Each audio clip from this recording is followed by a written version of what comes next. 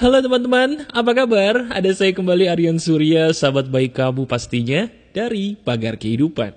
Teman-teman, kalau kita bicara soal kebahagiaan, kayaknya di Pagar Kehidupan tuh udah banyak banget ya inspirasi-inspirasi yang bisa membuat hidup kamu pastinya jadi jauh lebih bahagia.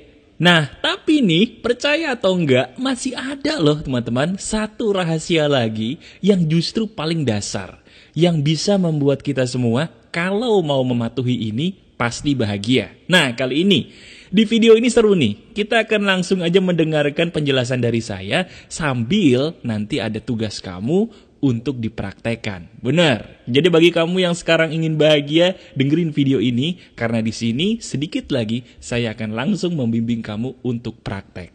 Nah, seperti biasa, kalau kita ingin berhasil melakukan sebuah hal, kita harus tahu dulu teman-teman penjelasan dasarnya, dalilnya kenapa seseorang kok bisa bahagia dan kenapa orang itu tidak bahagia.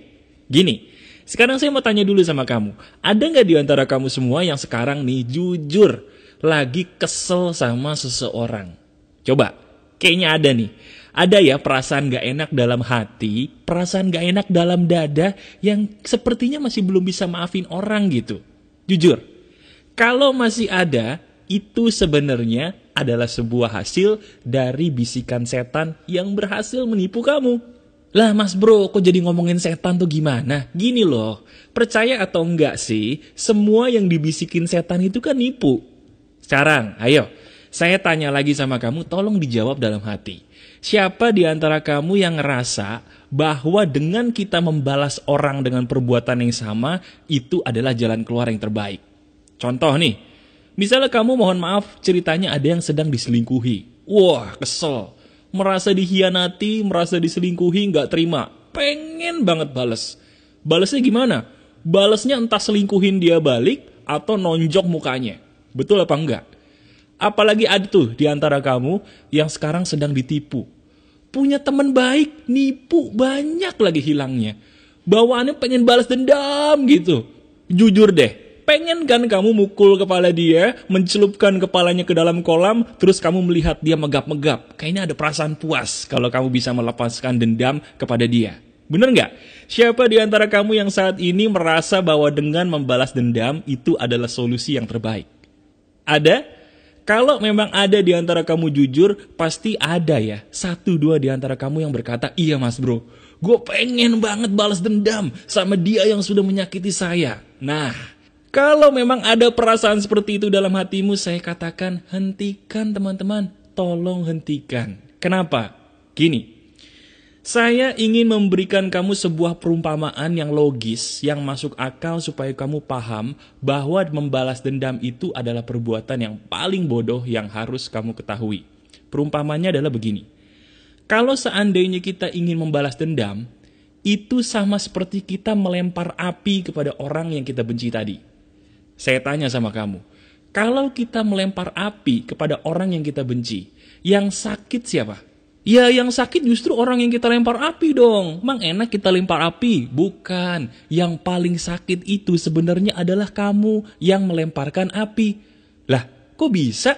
Kan kita ngelempar api ke dia. Dia dong yang sakit kena api kita, bukan. Sekarang saya tanya lagi. Waktu kamu melempar api, kan ngelemparnya pakai tangan.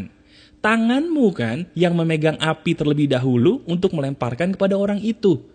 Sadar gak sih dengan tangan kamu memegang api untuk melemparkan kepada dia, yang paling sakit itu siapa? Kamu loh yang megang api itu. Jadi intinya, orang yang membenci orang lain itu yang paling kasihan, bukan orang yang dibenci. Ketika dirimu membenci orang lain, di situ dirimu paling sedih. Benar apa enggak? Coba sekarang kita inget-inget lagi deh. Bener gak ya kalau kita lagi benci sama orang mas bro, kita nih hatinya paling sedih. Coba pikirin sendiri. Bener gak perkataan saya bahwa ketika kamu sedang benci sama orang, di situ kan keadaan kamu yang sedang paling sedih? Iya kan? Nah itu sama seperti ketika kamu melempar api tadi. Secara tidak sadar, tanganmu lah yang memegang api tadi yang terluka. Jelas ya? Jadi yang saya ingin pesankan kepada kamu gini loh teman-teman. Saya tahu masalah kamu ada. dan bisa jadi berat. Ada luka batin kan di hati kamu, betul? Nah coba pikirin deh, kalau seandainya luka batin itu menurut kamu bisa hilang dengan cara membalas dendam, apakah benar itu solusi satu-satunya? Jawabannya bukan. Sekarang saya tanya lagi, ketika diri kamu tadi melempar api, tangan kamu yang pertama kali sakit. Nah sekarang kita balik. Bagaimana kalau seandainya kita gunakan tangan kita yang sama tadi untuk memberikan sesuatu hal yang bermanfaat bagi orang lain? Contoh nih ya, seandainya kita pakai tangan kita tadi teman-teman untuk memberikan sekuntum bunga yang wangi banget kepada orang. Menurut kamu ketika kita memberikan sekuntum bunga yang wangi tadi, yang pertama kali kena wanginya siapa? Tangan kamu, betul. Ketika kita ingin memberikan manfaat kepada orang lain, yang membuat orang lain terbantu, sesungguhnya yang bahagia itu kita loh, bukan orang itu. Orang itu mungkin bahagia karena terbantu oleh perbuatan kita, tapi yang pertama kali bahagia itu pasti kita, sebagai pemberi bahagia orang itu. Nah sama teman-teman, seperti perumpamaan ketika kamu memberikan sekuntum bunga yang wangi tadi kepada orang lain. Tangan kita kan yang pertama kali kena harumnya, sama seperti ketika kamu memberikan kebahagiaan pada orang lain, kita loh yang pertama kali bahagia. Jelas ya? Nah, sekarang dari sini kamu semua sudah tahu ya, bahwa sebenarnya sumber kebahagiaan itu Mas Bro, adalah ketika saya memberikan sesuatu hal yang bisa membuat orang lain merasa terbantu, bukan malah menyebarkan benci. Betul! Jadi coba perhatikan, saya ingin kau perhatikan perilaku kamu belakangan ini deh. Apakah selama ini diri kamu selalu merasa bahwa saya harus membalas dendam kepada orang itu? Kalau iya, coba berhenti ya. Berhenti memikirkan untuk membalas dendam, berhenti memikirkan orang-orang yang kamu benci. Stop! Ganti kebiasaanmu dengan belajar memuji orang itu. Wah, gila nih Mas Bro, masa saya kesel sama orang, disuruh muji dia tuh gimana toh? Nah sekarang gini ya, saya akan langsung mempraktekkan kepada kamu. Bener, sekarang kita semua akan praktek, saya akan buktikan kepada kamu bahwa memang betul ketika kita melakukan suatu hal yang berhubungan dengan kebahagiaan orang lain, kita yang pertama kali bahagia. Udah gak sabar buat praktek? Oke, sekarang kita praktek. Sekarang saya minta tolong kepada kamu, ambil handphone yang kamu punya. Betul, sekarang langkah pertamanya tolong ambil handphone yang kamu punya. Kalau seandainya kamu menonton video ini di handphone, sementara handphone kamu mungkin cuma satu gitu ya, nggak apa-apa. Kamu dengarkan dulu video ini, nanti mungkin sambil kamu pause dulu, praktek apa yang saya suruh praktek. Oke? Intinya, sekarang saya minta tolong dekatkan diri kamu dengan handphone yang kamu punya. Sudah? Nah sekarang, di handphone yang kamu punya itu kan ada banyak nama orang-orang yang kamu kenal pastinya kan? Nah sekarang saya minta tolong, pikirkan satu aja. Pikirkan satu nama orang di handphone yang kamu punya tadi yang jenis kelaminnya sama seperti kamu. Pikirin satu orang yang kamu kenal yang jenis kelaminnya sama seperti kamu yang namanya ada di handphone yang kamu punya tadi. Pikirin orang itu sekarang. Pilih satu. Udah belum? Siapa aja boleh. Yang penting jenis kelaminnya sama. Kalau kamu laki, laki. Kalau kamu perempuan, perempuan. Oke? Sekarang, orang yang sudah ada di pikiran kamu ini nih, yang namanya ada di handphone kamu tadi, saya minta tolong sama kamu, pikirin deh. Pikirin dari orang yang ada di pikiran kamu tadi nih, orang yang namanya ada di handphone kamu juga, pikirin satu kelebihan yang kamu kagumi dari dia. Misalnya ya, misalnya saya milih nama teman saya Andi di handphone yang saya punya. Saya sekarang memikirkan apa sih kelebihan yang dimiliki oleh teman saya yang bernama Andi tadi. Sekarang saya minta tolong kamu lakukan hal yang sama. Pikirin kelebihan dari orang yang sudah kamu pilih tadi. Satu aja temukan apa sih kelebihan orang itu. Silahkan. Sudah?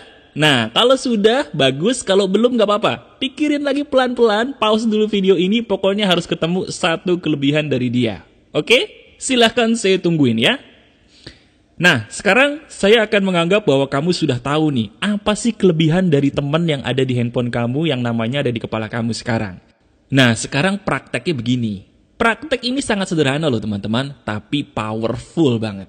Gini, sekarang saya minta tolong kamu lakukan apa yang saya katakan. Saya minta tolong sekarang juga kamu SMS orang yang ada di kepala kamu tadi, katakan begini. Katakan sebuah kalimat yang mana di dalam kalimat itu kamu katakan bahwa saya mengagumi kamu karena kamu X. X-nya itu kamu ganti dengan kelebihan yang kamu katakan di pikiran kamu tadi tentang si teman kamu ini. Contoh ya, saya kasih contoh. Tadi saya mengatakan bahwa diri saya memilih Andi, teman saya yang ada di handphone. Nah, ceritanya setelah saya pikir-pikir, ternyata kelebihan Andi itu bagi saya adalah dia di antara teman-teman saya punya sifat yang paling bijaksana. Nah, selama ini nih, jujur aja deh. Kayaknya selama ini kalau kita mengagumi kelebihan orang lain tuh susah gitu. Tapi kalau nyari kekurangan gampang kan? Jujur deh, kita kan manusia, betul? Nah, sekarang saya paksa kamu. Saya paksa kamu ayo SMS dia atau chat dia dengan kalimat yang isinya bahwa kamu tuh mengagumi kelebihan dia yang berupa apa. Oke? Kalau saya kalimatnya akan begini. Tahu nggak sih? Sebenarnya tuh aku mengagumi kelebihan kamu. Kelebihan kamu adalah misalnya ya, kalau saya, kamu itu paling bijaksana di antara kita loh. Kebijaksanaan kamu itu luar biasa sekali, Andi. Aku mengagumi banget kebijaksanaanmu itu. Kalau mau pakai bahasa gaul mungkin gini. Andi, sumpah ya, gue tuh kagum banget sama kebijaksanaan lu. Lu tahu gak sih, kalau lu tuh punya kebijaksanaan yang lebih tinggi dibandingkan kita semua loh. Kita semua kagum sama kebijaksanaan lu. Wah, ketika saya bisa melakukan itu, kemudian saya kirim tuh SMS atau chattingan ke orang yang bersangkutan, itu rasanya ada bahagia loh dalam hati saya. Coba deh kamu praktekin. Praktekin. Coba katakan kepada dia sekarang juga apa yang menjadi kelebihan dia di mata kamu dengan kalimat yang kurang lebih seperti yang saya ajarkan tadi. Oke? Berani kan? Harus berani. Biar kamu sendiri bisa merasakan. Ada loh rasa yang bisa kamu rasakan langsung ketika kamu melakukan itu. Sekarang saya tungguin ya. Saya tungguin sambil dengerin video ini. Sekarang pause dulu video ini. Lakukan apa yang saya katakan tadi. Sekarang juga lakukan. Oke? Saya tungguin. Silakan pause dulu video ini. Sudah? Oke, kalau kamu benar-benar sahabat pagar kehidupan, kamu berarti sudah praktek. Itu baru namanya sahabat pagar kehidupan. Berani membuktikan dengan praktek nyata. Sekarang rasanya gimana? Rasanya pasti terbagi menjadi dua. Pertama, ada perasaan bahagia karena diri kamu tuh bisa membuat orang lain bahagia. Betul nggak? Yang kedua, ada perasaan bingung. Kenapa? Dia nanya, Mas bro, kok lu tiba-tiba jadi aneh gini sih? Tiba-tiba muji gua? Kalau dia tiba-tiba nanya kenapa kamu muji, bilang aja, saya lagi mempraktekkan materi pagar kehidupan. Nah, dari situ, siapa tahu dia juga ketolong dengan adanya video-video pagar kehidupan. Betul nggak? Nah, coba. Sekarang intinya saya ingin kamu merasakan. Bener ya, ada perasaan bahagia gitu. Ketika kita bisa membuat orang lain bahagia dengan hal-hal yang sebenarnya sederhana lagi. Apa yang baru kita lakukan ini sederhana banget, bukan? Dari sini, kita sudah bisa membuktikan bahwa hanya dengan mengatakan sebuah pujian yang tulus kepada orang lain saja, hati kita sudah bahagia loh. Apalagi kalau kita mau melakukan hal-hal besar yang bisa membahagiakan orang lain. Efeknya pun lebih dahsyat. Betul gak? Masuk akal ya? Nah, sekarang gitu. Mulai detik ini, selepas kamu mendengarkan video ini, ayo, lupakan deh dendam, lupakan benci, ganti dengan banyak menebarkan kebahagiaan kepada orang-orang yang ada di sekitar kamu. Boleh berupa pujian, boleh berupa bantuan apapun, yang penting menolong orang lain secara tulus. Gimana? Masuk akal kan? Nah teman-teman, kalau kamu merasa dengan adanya video ini kamu bisa terbantu banget dan suka banget dengan video ini, klik jempol ke atas sih bagi saya. Dan tolong ya, sebarkan juga video ini, berikan video ini kepada orang yang menurut kamu butuh bantuan seperti ini.